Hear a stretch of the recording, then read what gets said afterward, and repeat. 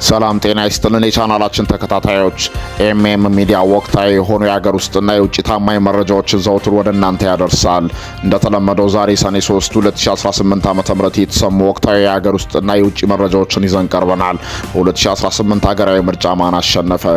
የኦርቶዶክሳውያን አፈሳ የዓለም አቀፉ ማህበረሰብ መነጋገሪያ ስለመሆኑ፣ እየተባባሰ ስለመጣው የአማራ ክልል ጦርነት፣ የመካከለኛው ምስራቅ ቀውስ፣ ሌሎችንም በዘገባው አካተናል።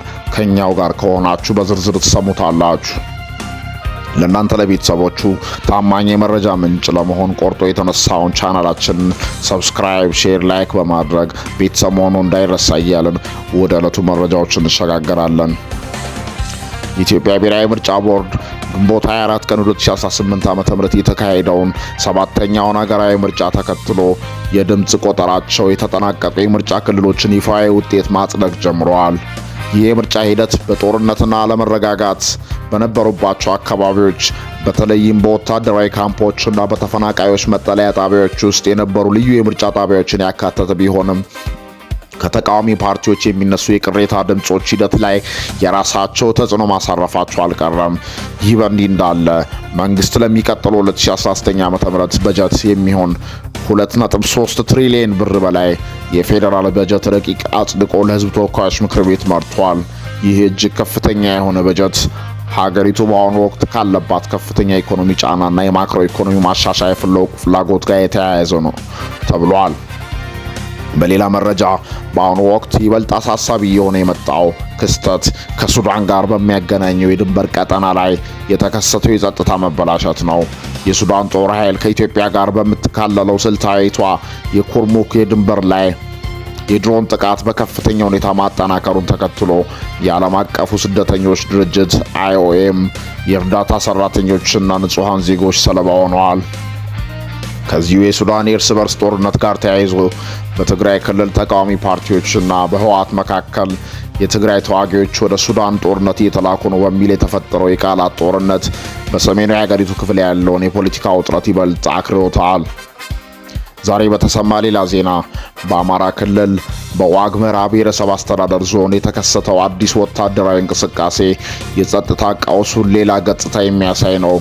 የአገው ዲሞክራሲያዊ ንቅናቄ አዴን ታጣቂዎች አርበገሌና ጻግበጂ ወረዳዎችን ሙሉ በሙሉ መቆጣጠራቸውን ተከትሎ በአካባቢው የነበረው መደበኛ የመንግስት መዋቅር የፈረሰ ሲሆን በርካታ የአካባቢ ነዋሪዎች ቀያቸውን ጥለው ወደ ተለያዩ ከተሞች እንዲሰደዱ ተገደዋል። ይህ ክስተት መንግስት በተለያዩ ክልሎች ያሉ ታጣቂ ኃይሎችን ወደ ህጋዊ ስርዓት ለማስገባት የሚያደርገው ጥረት አሁንም በመሬት ላይ ካለው እውነታ ጋር የተጋጨ መሆኑንና ሀገሪቱ አሁንም በተለያዩ ግንባሮች የጸጥታ ስጋት ውስጥ መሆኗን አመላክቷል። ዛሬ በትንታኔ በምናየው በሌላው ዜና በኦርቶዶክሳውያን ላይ የተደቀነው ሁለንተናዊ ቀውስ ከከተሞች አፈሳ እስከ አርሲው ሰብአዊ እልቂት አሳሳቢ ደረጃ ላይ መድረሱ ተነገረ። በኢትዮጵያ ኦርቶዶክስ ተዋሕዶ ቤተክርስቲያንና በምዕመናኖቿ ላይ በአሁኑ ወቅት በሀገር አቀፍ ደረጃ የተደራረቡና መዋቅራዊ መልክ የያዙ የደህንነት ስጋቶች፣ የዘፈቀደ እስራቶችና የማንነት ጥቃቶች በከፍተኛ ሁኔታ ቀጥለዋል። ይህ አጠቃላይ ቀውስ በዋናነት በሁለት እርስ በርሳቸው በሚደጋገፉ ግንባሮች ላይ የቆመ ነው። አንደኛው በከተሞች አካባቢ የመናገር ነጻነትን ለማፈን የሚካሄደው ስልታዊ የአፈሳ ዘመቻ ሲሆን፣ ሁለተኛውና ይበልጥ አሳሳቢው ደግሞ በገጠር ቀጠናዎች በተለይም በምስራቅ አርሲ የሚፈጸመውና የማንነት የማጥፋት መልክ የያዘው መጠነ ሰፊ የሰብአዊ መብት ረገጣ ነው። ገለልተኛ ታዛቢዎች እንደሚያመለክቱት እነዚህ ክስተቶች የቤተ ክርስቲያኒቱን ምሁራዊና ወጣት ኃይል ድምፅ አልባ ለማድረግና የምዕመናንን ሕልውና አደጋ ላይ በመጣል የሚከናወኑ ሁለንተናዊ ጫናዎች መገለጫዎች ናቸው። በአዲስ አበባ፣ በጎንደርና በሌሎች ዋና ዋና ከተሞች የሚታየው አፈሳ ሰብአዊና ዲሞክራሲያዊ መብቶችን በግልጽ የገደበና በማህበረሰቡ ውስጥ የፍርሃት ድባብ ለመፍጠር የታለመ የፖለቲካ ጫና መሆኑን የሕግ ባለሙያዎች ይገልጻሉ። ይህ የእስራት ማዕበል የዓለምንም የፍርድ ቤት ማዘዣ በሃይማኖት መምህራን፣ በዩኒቨርሲቲ ምሁራንና በማህበራዊ ሚዲያ ላይ ንቁ በመሆን የሚሳተፉ ወጣቶችን ያነጣጠረ ነው። የእነዚህ እስራቶች ዋነኛ መነሻ ግለሰቦቹ በምዕመናን ላይ የሚፈጸመውን ጥቃቶችን ማጋለጣቸውና የመንግስትን የጸጥታ መዋቅር ድክመት መተቸታቸው እንደሆነ ይነገራል።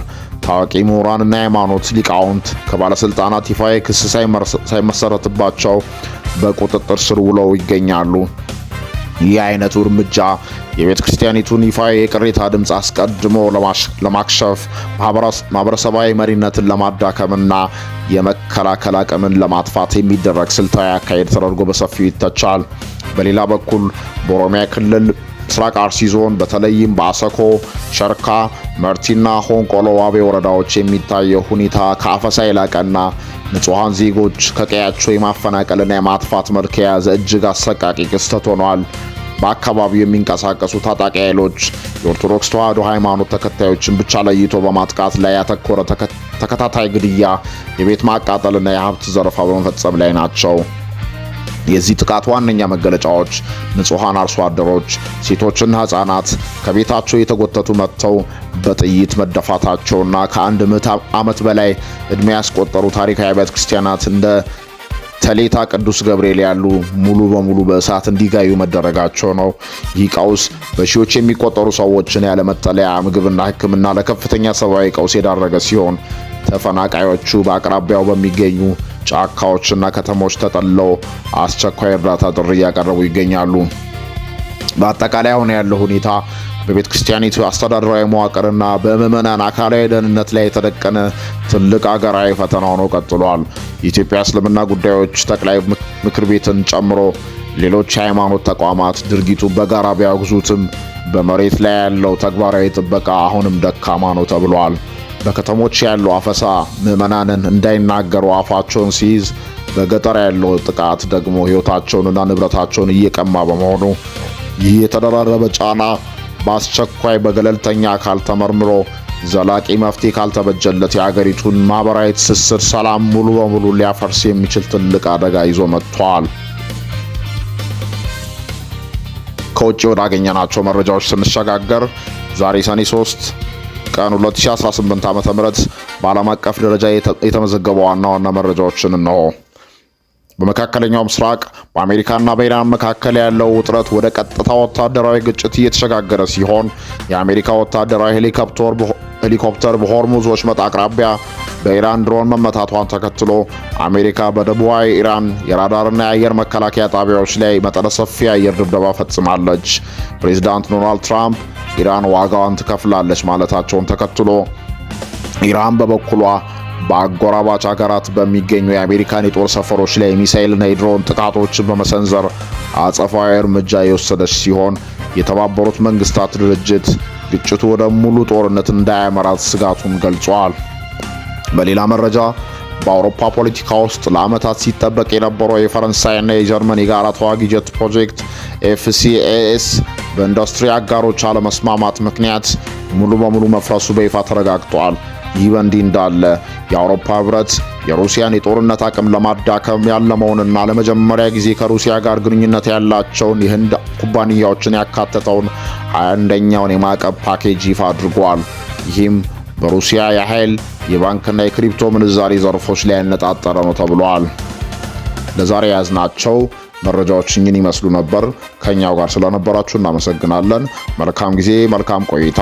ቻናላችንን ሼር፣ ሳብስክራይብ ማድረግ እንዳይረሳ።